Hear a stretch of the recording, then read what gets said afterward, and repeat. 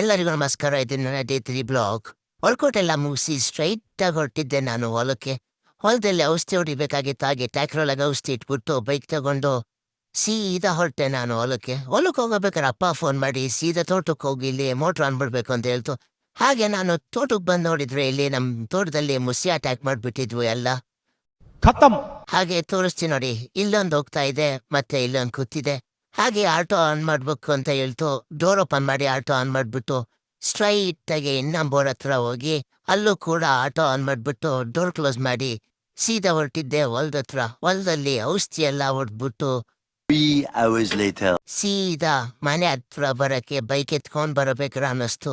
Biking ಮಾಡ್ಕೊಂಡ್ಬಿಟ್ಟಿದ್ದೀನಿ ಇದು actually ಚೆನ್ನಾಗಿರೋ ಅಲ್ಲ ಅಂತ ಅಪ್ಪಾಜಿ ಹತ್ರ ಹೋಗಿ ವಾಪಸ್ ಹೋಗಿ ಬೈಕಿಂಗ್ ಇಸ್ಕೊಂಡು ಬೈಕ್ ಎತ್ಕೊಂಡು ಮನೆ ಕಡೆ ಬಂದೆ.